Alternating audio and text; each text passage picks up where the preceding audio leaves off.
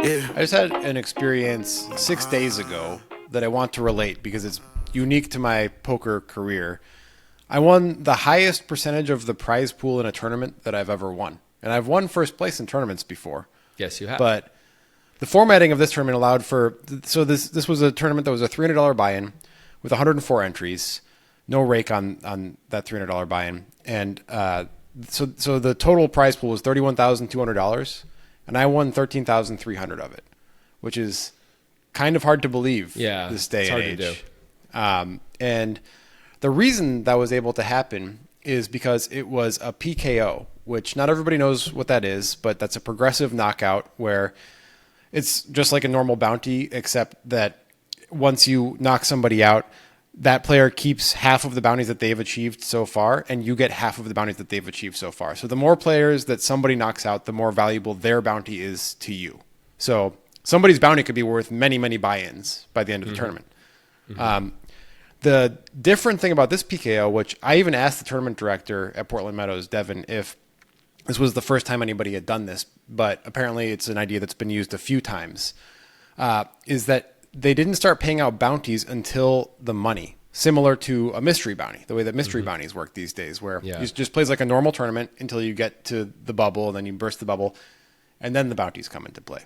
So that is why, basically, I was able to win that much of the money. I just...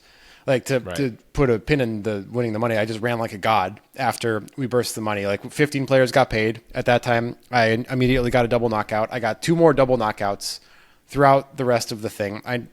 I of the $10,200 available in bounties, I won $8,750 of it. I mean, it's like impossible to win that much. Even in this setup, it seems impossible. It's a good setup for it to happen when there's only 15 players who have bounties. Right. You know, if you just run well at the right time, which obviously I did, that's what can happen. Yeah, but like there's still 2 tables. Like if you're at one table, you could in theory bust everybody. Because since there's 2 tables, even if you're doing a great job on your table, someone else could be cleaning up on the other table too. But mostly, I guess that didn't happen.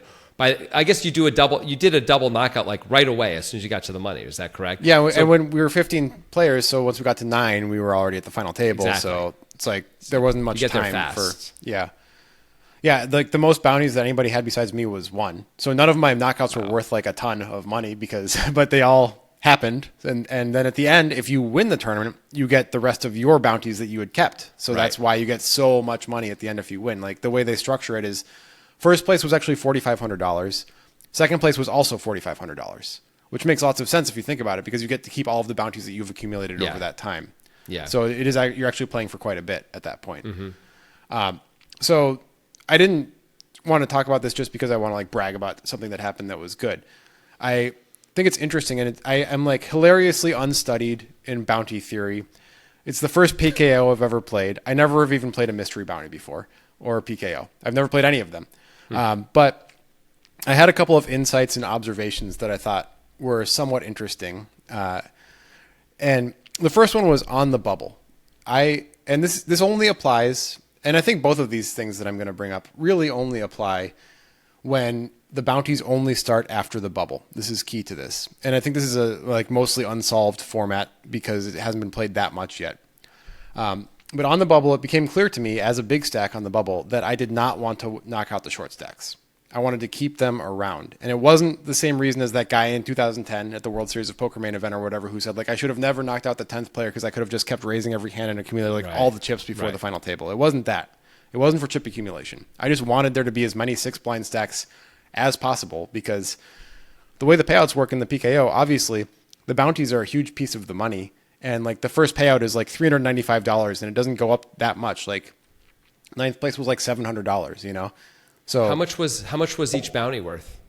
$350. So each person had $700 worth of bounties in front of them. Right. And so if you knock somebody out, it's worth $350. Unless you win the tournament, then it becomes worth $700. Right. Right. Because you get both their bounty chips, but you're going to have to give up one of them when someone knocks you out. Right. Yeah. Got it. Yeah.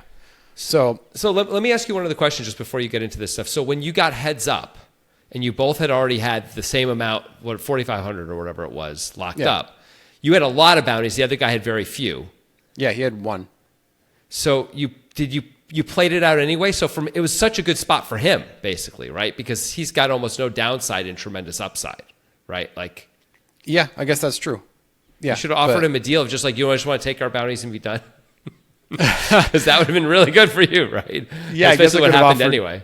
Yeah, I guess I could have offered that deal. But yeah, basically, if you get heads up with all the bounties, you have all the downside. But if you win, you get to keep all of them. So that's pretty. I guess pretty you have good. upside too, though. Yeah, the other guy's the one who has no downside and only upside, though. Like, it's right, and like even he if can lose $350, but he can make $4,000 if he busts you, right? Like, right, if he had beaten me, he would have made like just a couple $100 more than me, basically. Yeah, he would have gotten. I mean, that's incredible. Yeah, incredible. So that's wild. Anyway, so right. Go on. So tell us. So yeah, so you wanted to keep people around so you could bust them once you got to the bounty section, rather than let's get to the money, which is normally what you do because you take those chips to become a chip leader. Yeah. Now, did you have like a big enough stack that you could definitely bust people at your table anyway at that point? Yeah, I had the biggest stack at the table. Yeah, so that makes it easier too. Yeah, which was like 35 or 40 blinds, and I was trying to formulate the strategy as it was happening because this is not something I had considered. Like I said, I'm unstudied in these things, and I hadn't thought about the strategies involved in this, and it just kind of came to me as like, oh, I don't want to knock out these stacks, and it's not really about when they shove. Like, if a 6-blind stack shoves them on the big blind with ace jack, I'm not just going to fold to keep them around. I'm not going to do that. I'll accumulate those 6 blinds. That's fine. It's more about opening when they are likely to shove behind or they're in the big blind. I'm not going to open marginally like I would normally on the bubble when there's short stacks in the blinds because I want to keep them around more easily. What's example of hands that you would fold in this situation that you wouldn't fold on a normal bubble? Well, it's kind of like everything. Like, I mean, I like to be a bubble maniac a lot of the time. There was an observant player who's a good player on my left, and he didn't have much of a stack. He had like 20 blinds, so he could open a lot if he wanted to. If I folded, he was directly on my left. And after a few hands on the bubble, he turned to me and says, "You're a really nice guy. You're not just opening all the hands." And I like didn't say like, yeah, I don't think he saw what I was doing. Sure. But I mean, if I were him, I would just assume that the reason why you're doing it is because you didn't change to, you don't have good bubble strategy. That's all. Like, right. That's mostly going to be the reason, right, why someone doesn't do that. But this is a very particular situation. It's kind of right. cool. Right. Like, I would rather the other table knock out a few players before the bubble, and then I keep all of my 10 blind stacks, my 3 or 4 10 blind stacks available for me, and then I go bananas on them. Like, just try to get those bounties.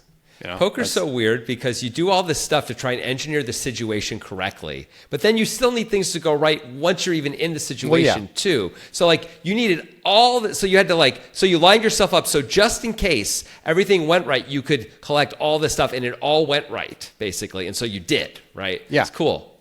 Come play with us on Clubs Poker. They have tournaments, they have ring games, and a 100% bonus if you use the code POKERGUYS or use our link in the description. It is a lot of fun on Clubs. I have been playing on Clubs, and I have been genuinely impressed by their software.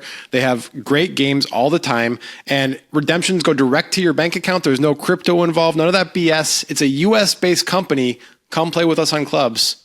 We'll see you there. Yeah, another insight I had strategically is kind of obvious. This one is more obvious, I think, but it's something that I think does not apply to normal bounties or PKOs where the bounties start right away.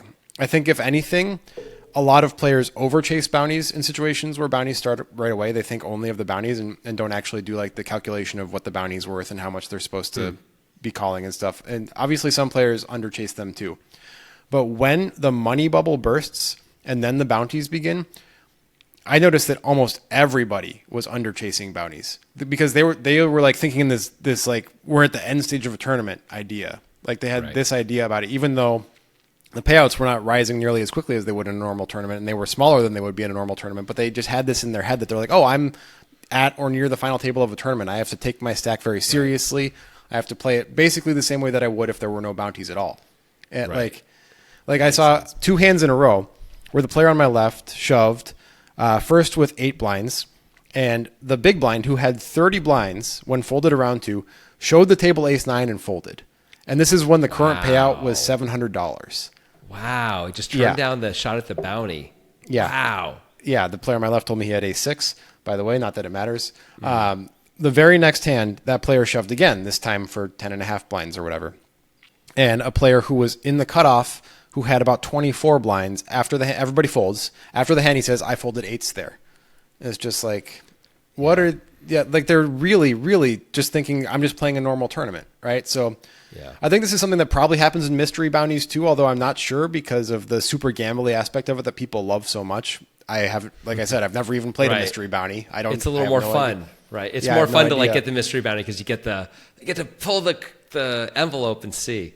But I know I only have one. I have a sample size of one, but I would guess that this translates to this format, this PKO format, where the bounties don't start until the payouts. People are going to underchase bounties. I think that's typical of the population, most likely.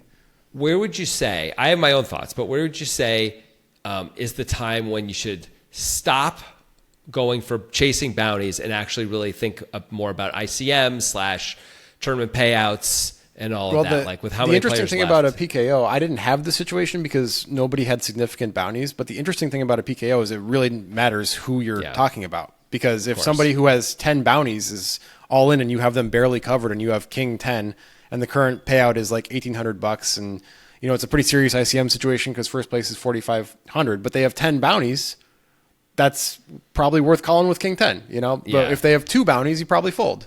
So it's right. So I think it really just depends on who's doing what. Yeah.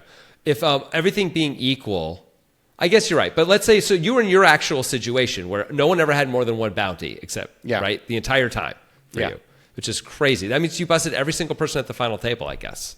That would have to mean that. No, like they more than one bounty, meaning like some of them had busted somebody for one bounty, right? Oh, I see. So you got a full bounty. Okay. Yeah. Right. Okay. But within that, that was the situation. No one ever had a bunch. Where would you start? With how many people left in this tournament? Would you have started like playing more to win the tournament or finish in the top 2? I guess it would be in this case, rather than like chase the bounty so much. I wasn't really chasing bounties once we got 4-handed that much because everybody had either 1 or 2. Actually, 2 of them had 1 and 1 of them had 2. I think what I mean is they're like 0 or 1 is a better way to put it from my perspective. Because I recognized the value of first place being so high with me having all of these bounties. So it was worth just like trying to win the tournament, so I shifted my decision making towards what is the most likely way that this makes me win the tournament more frequently, and in the situation that I was in, I felt like it was just to play pretty basic, simple poker based on my competition and how I felt like they were playing. It just felt like I don't have to like call 11 blinds with king deuce. I don't have to do that to chase a bounty here, right? Because it's really worth me just keeping myself lording over the table so that when I end up heads up, which ultimately did happen, I have a big chip stack that is beating their chip stack by a lot, and we end up in just like a shove or fold spot where I get to win a lot of the time. And that is what happened too. So, yeah, it was pretty good. Yeah, I obviously Super Sun ran, but it was a fun, interesting format. Obviously, it's easy to say that after you win all of the money available that is possible. But yeah, I thought those insights were fun to have in the moment. Yeah, it's cool that because you're the kind of guy who thinks of this stuff as it's happening. I do that a little bit, but I think you're better at it than I am. Like, I think I'm more of the think about prep for it and study for it ahead of time a little bit, kind of a spot more, and maybe sometimes figure it out in the moment. But for you to get, I think that the most interesting insight to me is the first one you gave of not wanting to bust the small stacks until you get there, and then you sort of keep them. Which, by the way, in future situations, especially for bigger tournaments, you'd have to pay attention to if you're in the World Series spot and they're having something like this, the table breaking order. If your table is next to break, you shouldn't be doing that again, right? Because you're not going to be, you may not get to play against these guys, right? But as long as that's not the case, it sounds like an incredible spot to play that way versus not. It's pretty cool.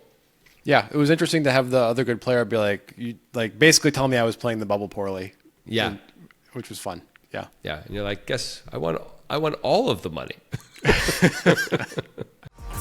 of being tired.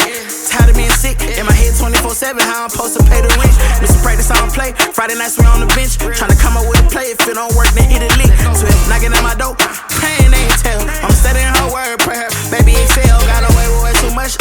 Should've got expelled, but the school saw my potential. Smart kid tryna rebel.